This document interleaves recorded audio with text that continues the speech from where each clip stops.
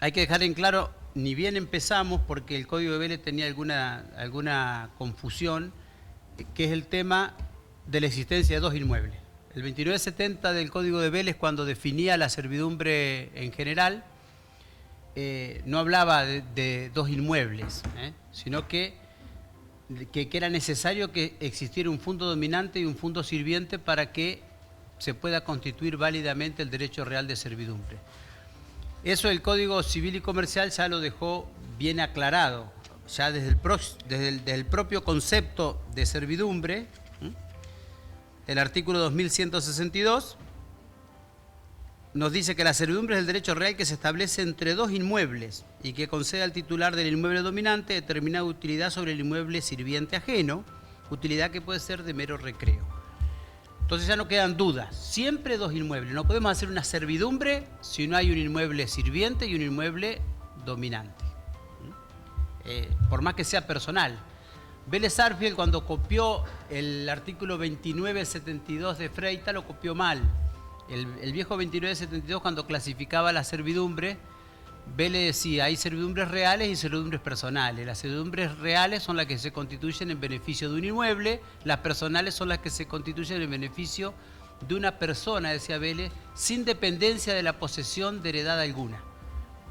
Entonces, ese sin dependencia llevó a muchos a decir, bueno, si no depende que se posea un inmueble, yo puedo constituir una servidumbre sin que haya un inmueble dominante, con que haya un titular basta. Y entonces esto llevó a los clásicos del derecho civil a decir que las servidumbres personales eran, como en el viejo derecho romano, el usufructo, el uso y la habitación. Que en el derecho romano, cuando ustedes clasificaban los derechos reales, eran derechos reales sobre cosa propia y sobre cosa ajena, eran las servidumbres reales o prediales, y las servidumbres personales, que eran el usufructo, el uso y la habitación. Entonces muchos decían, Vélez siguió este modelo. Pero no, se confundió cuando copió a Freitas, porque Freitas decía sin inherencia. Inherencia quiere decir que no se puede separar del inmueble, pero no que no dependiera la existencia de otro inmueble. Es por eso que este código se preocupó en dejar bien marcado que para que se pueda constituir válidamente una servidumbre se necesitan dos inmuebles. Yo no puedo hacer una servidumbre de paso de una persona que va a cazar y va a pasar por un campo. No me la van a inscribir, no puedo. Siempre tiene que ser titular de un inmueble. Ya vamos a ver cuándo es personal y cuándo es real y los efectos que causa. Pero el requisito esencial es que haya dos inmuebles y que sean de distintas personas, con la excepción esa que yo les dije del condominio, que después la refrescamos. Entonces tiene que haber dos inmuebles y pertenecer a distintas personas. En el derecho alemán, por ejemplo, yo puedo hacer una servidumbre sobre un inmueble propio. Y yo creo que está bien, no sé. Sí, es hasta útil.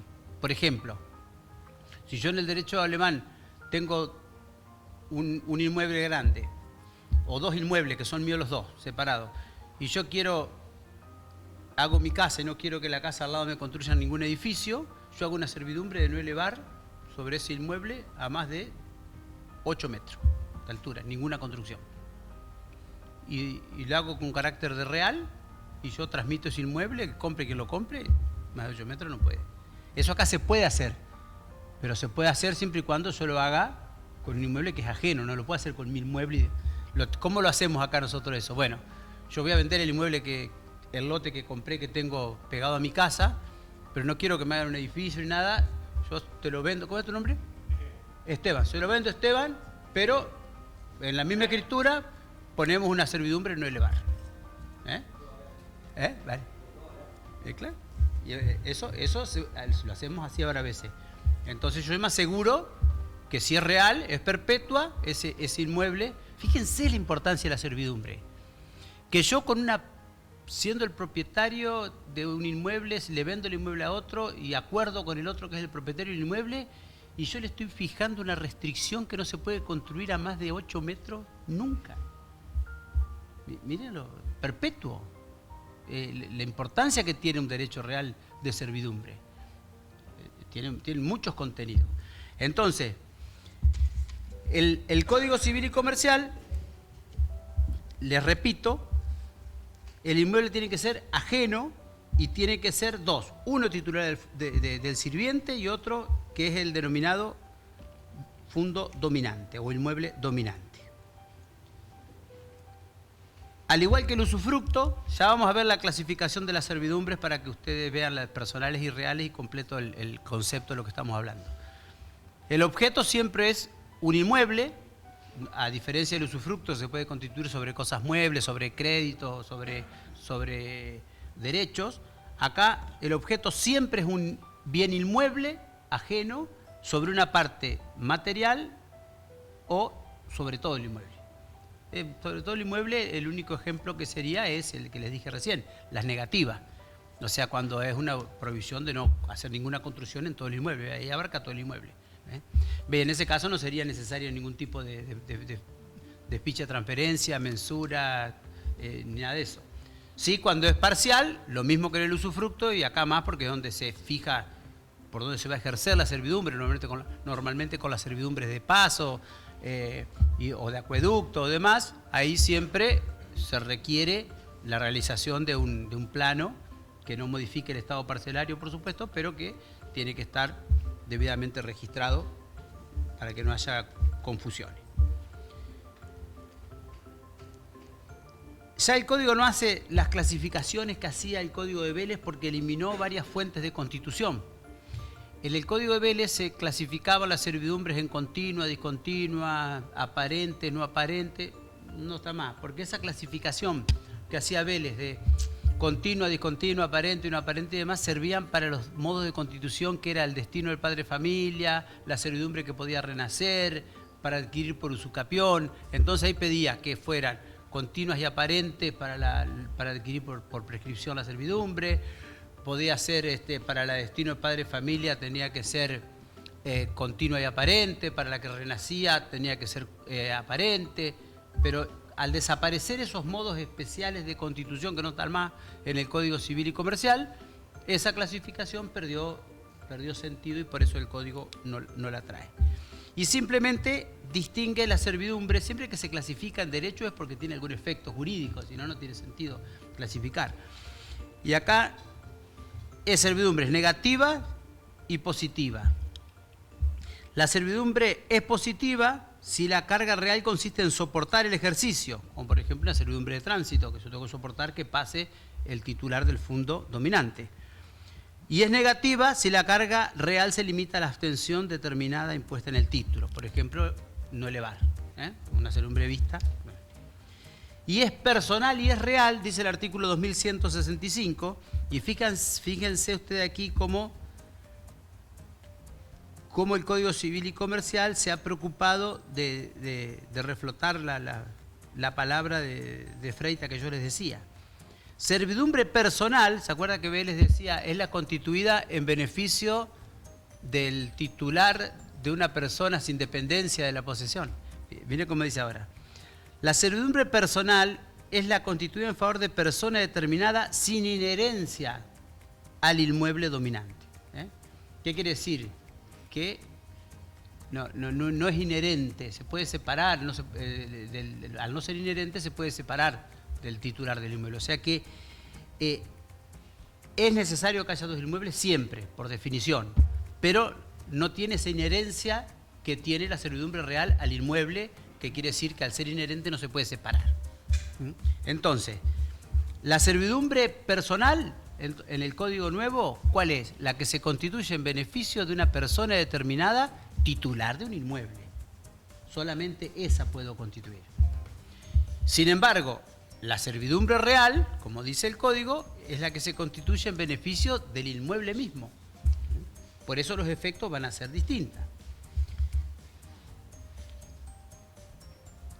Servidumbre real es la inherente al inmueble dominante. Se presume perpetua, excepto pacto en contrario. La carga de la servidumbre real debe asegurar una ventaja real a la heredad dominante y la situación de los predios debe permitir el ejercicio de ella sin ser indispensable que se toquen.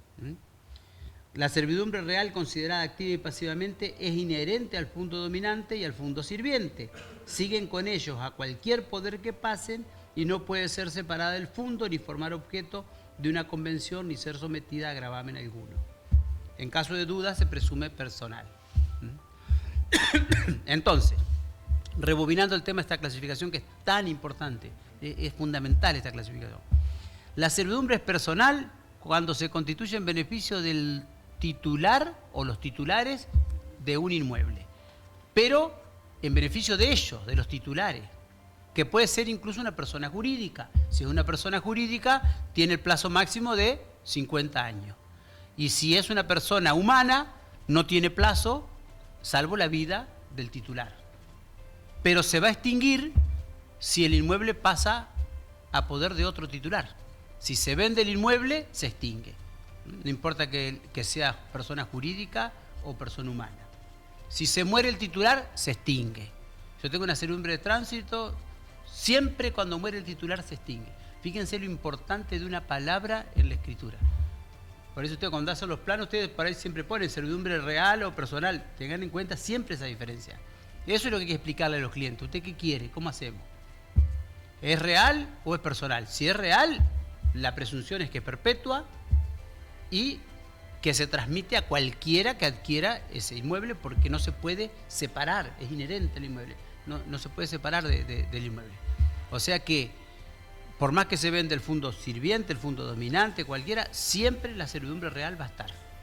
Y se va a extinguir solamente por alguna de las causales de extinción o si tiene plazo, porque la real puede ser con plazo, no necesariamente es perpetua. Puede ser por plazo sin ningún tipo de problema. Yo puedo hacer una servidumbre real por 20 años.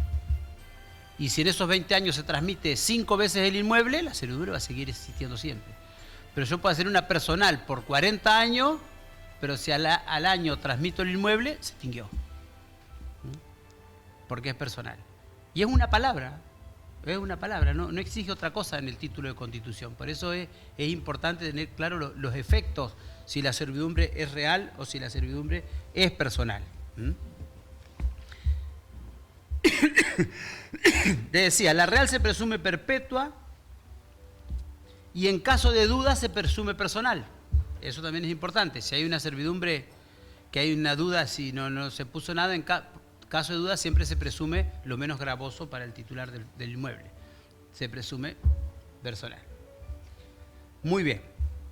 Y la otra presunción que nos quedaría, se las digo nomás, que en caso de duda, si no le pusimos precio, se presume onerosa. Y ahí son importantes. Las presunciones en derecho significa que si yo tengo a mi favor una presunción, a mí me alcanza solamente con alegar. Y de esa forma ya demostré mi derecho. Y quien quiera decir lo contrario tendrá que demostrar que no es así. Entonces, si, por ejemplo, si hacemos una servidumbre y no le ponemos precio, se olvidó el escribano, que es muy común que pase, y no decimos nada, constituimos la servidumbre, no decimos el precio, antes era gratuita, ahora se presume onerosa. Entonces, si viene el titular del fondo sirviente y dice, bueno, yo quiero cobrar, que el juez fije una indemnización. Entonces, yo me basta con decirle al juez, mire, no pusimos precio, señor juez, pero tengo la presunción a mi favor, así que quiero que le fije un precio. Entonces, la otra parte tendrá que demostrar con prueba documental que era gratuita, o que era gratuita. ¿Verdad? O sea que las presunciones son muy importantes en derecho. Porque me hace a mí el verosímil del derecho y me alcanza con invocarlo.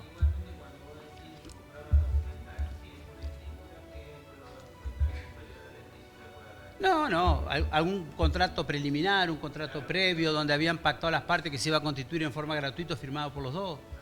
Sí, cualquiera. Sí. Claro, y que sea declarado válido en juicio. Sí, sí. No le va a alcanzar a testimonial, me refiero. Yo puedo decir 5 testigos que digan, no, mire que dijo que era gratuita. No, para desvirtuar esa presunción va a tener que... Sí. Sí.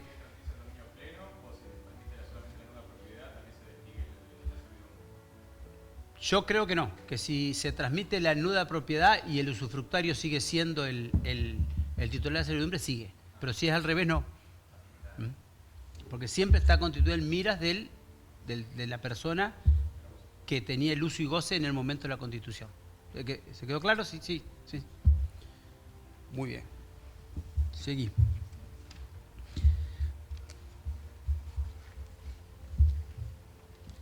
Después tenemos que hablar de las servidumbres forzosas. Después vamos a seguir a retomar con la servidumbre, las clases y demás. Servidumbre forzosa. Ya la constitución de la servidumbre, antes de entrar a la forzosa, vamos a hablar primero, así ya nos queda terminado esto. ¿Quién puede constituir servidumbre mejor? El artículo 2168, y después ya volvemos a las forzosas. ¿Están legitimados para constituir una servidumbre los titulares de derechos reales que recaen sobre inmuebles y se ejercen por la posesión?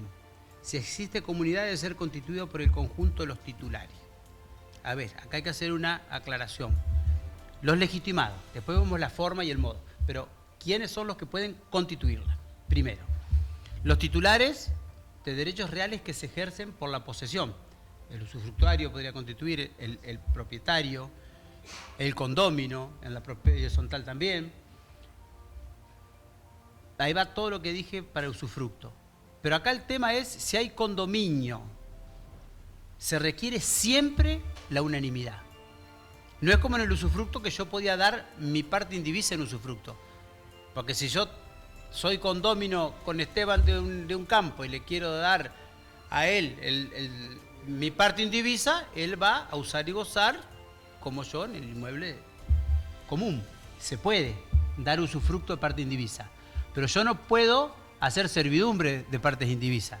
¿Por qué? Porque el titular dominante va a ejercer un derecho material sobre toda la cosa. Y ahí necesariamente requiere unanimidad. O sea, para constituir servidumbre cuando hay una comunidad se requiere siempre unanimidad. No es posible la constitución por parte indivisa. Primer tema. También está la prohibición judicial de constituir servidumbres, igual que el usufructo. Modalidades,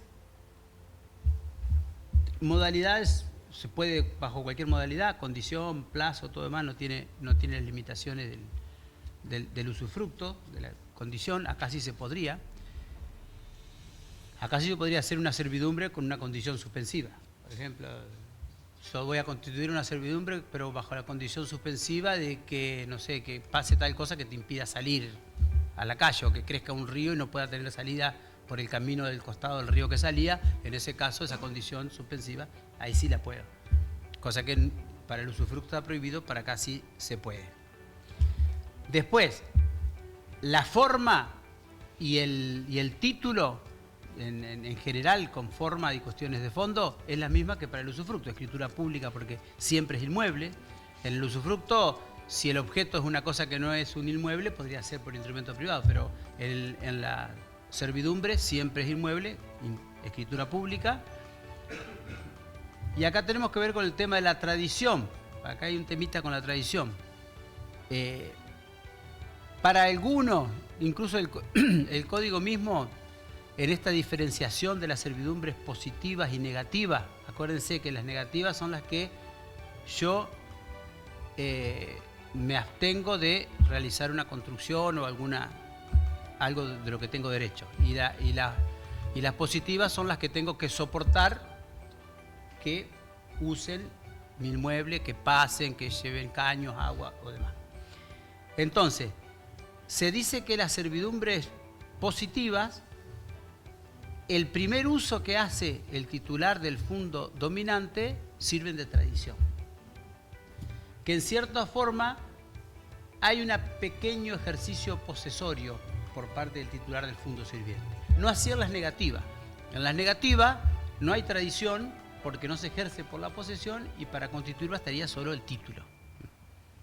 Incluso esto ha llevado a decir, eso ya es muy, muy finito, muy técnico, no creo que les interese mucho, pero ustedes me dirán, ¿para qué lo decís si no les va a interesar? Pero bueno, pero como me lo estudié se los voy a decir. Algunos llegan a decir como que se puede constituir igual por prescripción adquisitiva la servidumbre, pero para la mayoría no se puede porque no está dentro de la fuente de constitución. Porque en realidad los derechos reales que se pueden adquirir por prescripción adquisitiva son los que se ejercen por la posesión. Y algunos llegan a decir que, pero muy poco, que las servidumbres cuando son positivas sí se pueden adquirir si hace 20 años que yo estoy ejerciendo porque no tenemos la norma que teníamos en el Código de Vélez que se adquiría a los 20 años cuando era continua y aparente. Pero la gran mayoría, para la gran mayoría, y eso va a redundar en los juzgados, y esas han sido como era, decisiones de varias jornadas de derecho y demás que han tratado el tema de servidumbre, los jueces van a ir en ese sentido, que no se pueden adquirir por prescripción la servidumbre en general. O sea que la podemos constituir por contrato, gratuito o oneroso, por disposición de última voluntad, y sí por prescripción corta, cuando hay un justo título, ahí sí porque para sañar. Pero fuera de esos casos, no.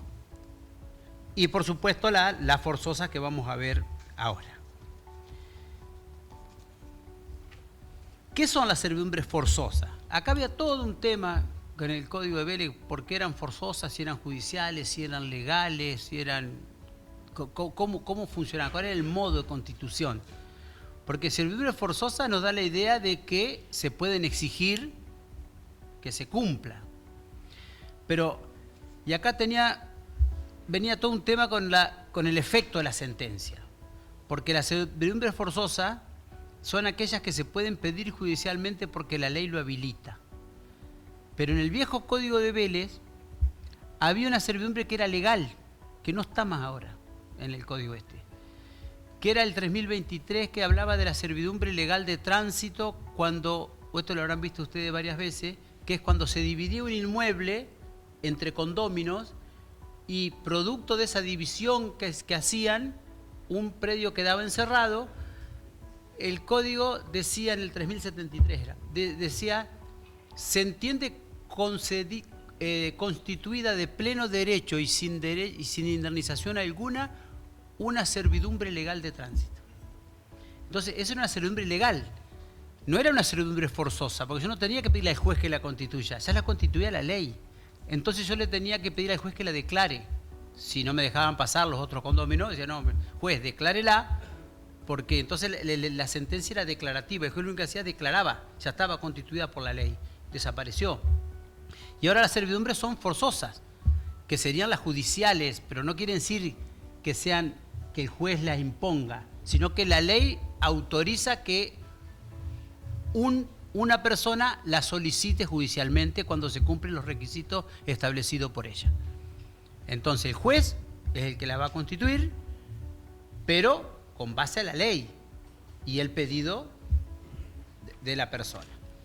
Por eso el artículo 2166 dice: nadie puede imponer la constitución de una servidumbre, excepto que la ley prevé expresamente la necesidad jurídica de hacerlo, caso en el cual se denomina forzosa. Ese es el principio. Caso en el cual se denomina forzosa. ¿Cuáles son las servidumbres forzosas? Ha mantenido las que traía Vélez, pero Vélez la traía en varios artículos y demás, y esta la ha achicado directamente a un solo artículo. Son servidumbres forzosas y reales, como se pueden pedir siempre, son reales. La servidumbre de tránsito a favor de inmuebles sin comunicación suficiente con la vía pública, la de acueducto cuando resulta necesaria para la explotación económica establecida en el inmueble dominante o para la población, y la de recibir agua extraída o degradada artificialmente de la que no resulta perjuicio grave para el fundo sirviente o de existir es canalizada subterráneamente o en cañerías. Entonces, si el titular del fundo sirviente no conviene la indemnización con el fundo dominante o con la autoridad local si está involucrada la población, se la debe fijar judicialmente. La acción para reclamar una servidumbre forzosa es imprescriptible. Entonces, vamos a analizar un poquito la servidumbre forzosa. Primero, por concepto, es aquella que yo puedo solicitar judicialmente. ¿Por qué digo esto judicialmente? ¿Y por qué necesariamente la forzosa siempre la constituye el juez? Porque la ley lo autoriza. Usted me dirá, bueno, pero si la otra parte acepta, y bueno, si la otra parte acepta es por contrato, no es. Entonces, si yo voy y le digo a él, mira, yo no tengo salida suficiente para mi inmueble, necesito una servidumbre forzosa. No, yo no te la doy. Pero verá que la ley me lo permite. Ah, bueno, está bien, vamos a constituirla. Entonces, si la otra parte se aviene, es contractual. O sea que la forzosa siempre la constituye el juez con una sentencia. Y también el juez debe fijar la indemnización. ¿Y cuáles son esas servidumbres? La de tránsito con encerramiento. El encerramiento incluye no solo la falta de comunicación con la vía pública, sino también cuando no es suficiente. Eso se da en la parte rural, por ejemplo, tengo una servidumbre ya constituida o un paso de 2 metros o 3 metros donde paso con un autito o una camionetita chica, necesito pasar con una máquina más grande para la explotación, entonces yo puedo pedir que se haga una servidumbre forzosa más ancha. A eso se refiere esto. Esa es la de tránsito. Obviamente, el encerramiento no debe provenir del propio encerrado, eso va de suyo, pero a veces eso funciona también en el ámbito urbano. No es muy común que se dé ya en el ámbito urbano porque ya por el sistema que tenemos de plano, de catastro y demás, a ustedes no se le ocurriría hacer un plano aprobar si hay encerramiento. O sea que previamente se constituye la servidumbre, si no, catastro mismo no le deja dividir. Eso sí.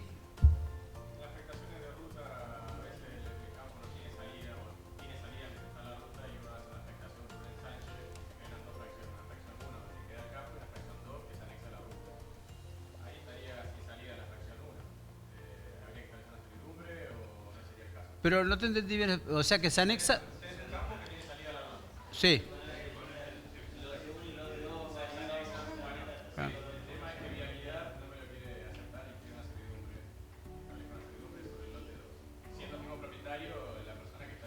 Y no podés hacer una servidumbre, no porque es sobre...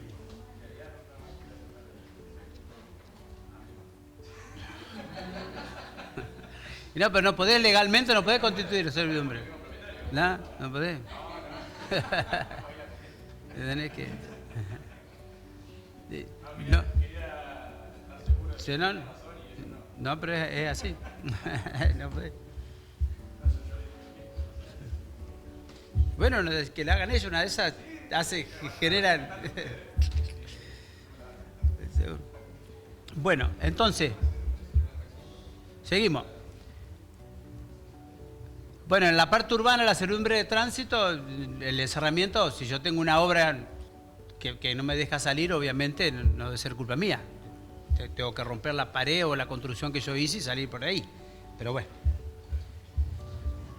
Con buen criterio el Código Civil y Comercial sacó en la servidumbre de tránsito con encerramiento la norma que tenía Vélez. Vélez decía que se pagaba un valor venal, que es el valor de venta, sobre el terreno ocupado. Eso generaba muchos problemas porque no sabían, porque en realidad no se le transmite la propiedad al fondo dominante.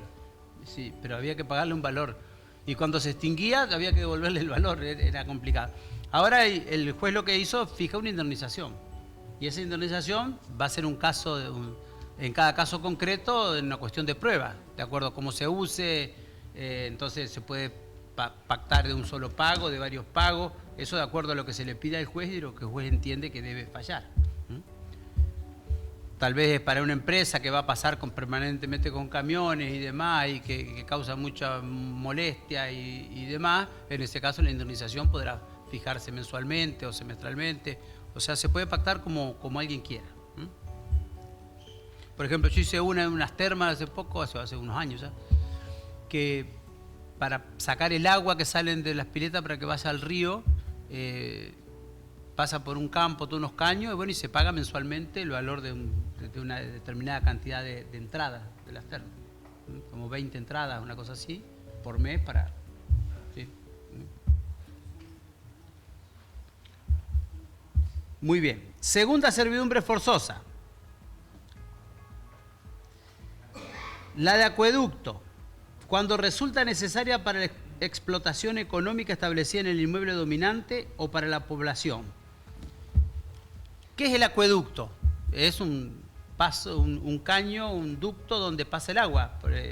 O sea, la de acueducto no es sacar agua del inmueble sirviente, sino simplemente a través de una cañería descubierta o un acueducto descubierto o subterráneo, pasar el agua por el inmueble sirviente. Ese es el acueducto. Yo el agua la tengo que traer de un lugar público o de otro lugar, de donde sea, pero no sacarle el agua al vecino, al sirviente, sino pasar. Se puede hacer forzosamente esta servidumbre de acueducto cuando sea necesaria para el uso, para la explotación del inmueble. Antes el Código de Vélez tenía algunos ejemplos, plantaciones, cementeras, uso industrial. Ahora directamente para la explotación es mucho más amplio, o para el uso de un pueblo. Acá técnicamente no sería una servidumbre porque no tenemos dos inmuebles. Porque si es para el uso inmueble, ¿cuál es el inmueble dominante? ¿Cuál sería? Entonces es una típica servidumbre administrativa. Cuando no hay un fondo dominante y el fondo dominante es todo el Estado, es una servidumbre administrativa que ahí sí se permite que no haya dos inmuebles, sino que es el inmueble sirviente y el Estado. Es el caso de la servidumbre de electroducto, la servidumbre de gasoducto, todas esas servidumbres que son administrativas y que se rigen por el derecho administrativo. Muy bien. Y tal vez la que por ahí más inconveniente trae, que Vélez la tenía dividida en dos, que era, la tenía como la de desagüe y como la de drenaje, Vélez. La de recibir agua de predios ajenos. Y en realidad tenía tres, Vélez, porque tenía una que era para el ámbito urbano, que era la vieja servidumbre de goteraje. El goteraje era permitir que los techos de un... Se sacó con buen criterio porque antes, cuando salió el código, el 2630 decía, después de la sanción de este código, 1870, después de la sanción de este código, todos los techos deben tener caídas de modo tal que caigan a terreno propio o parte pública. Ahora ya eso ya está solucionado. Entonces Vélez había regulado la servidumbre de goteraje, que la servidumbre de goteraje era permitir que el techo de mi vecino cayera en mi inmueble. Yo sería el fondo sirviente, porque me cae el agua de los techos del vecino, y el inmueble del vecino el fondo dominante. Hoy se puede seguir haciendo, ¿no? Como el Código Civil y Comercial ha optado por no clasificar, no hacer tipificar servidumbre por servidumbre como hacía el Código de Vélez, sino directamente dejar librado el contenido a los particulares. ¿Qué hace el Código Civil y Comercial? Directamente regula los requisitos. Dice, bueno, usted puede constituir una servidumbre, pero tiene que cumplir eso que dije al principio. Tiene que haber dos inmuebles, tiene que prestar una utilidad uno al otro, tienen que ser de distintos propietarios, no es necesario que se toquen, y después el contenido se lo da a usted. Si usted quiere hacer una servidumbre que el agua, el techo va a caer en el medio del país, hágala, no hay ningún problema. Le puede dar el carácter de servidumbre real, personal, ningún problema, lo puede hacer. Ve, por ejemplo, eso podría ser, si yo voy a vender, tengo dos casas, supongamos acá, esta y la de al lado, pero resulta que cuando la hice, la caída la hice para allá y cae en el vecino. Si yo constituyo una servidumbre de que ese inmueble reciba el agua de ese techo, con carácter de real, listo. Ese va a seguir desagotando así. Pero no está regulada. Y las otras, en la parte rural, regulaba el Código Civil de Vélez la de desagüe y la de drenaje, que ahora están todas subsumidas como una servidumbre forzosa en la siguiente. Dice, es forzosa la servidumbre de recibir agua extraída o degradada artificialmente de la que no resulta perjuicio grave para el fondo sirviente, o de existir es canalizada subterráneamente o en cañería. Acá tenemos que ir a la parte de los límites al dominio. Antes eran restricción y límite, ahora es límite. El 1900 y pico, por ahí te trata 1970.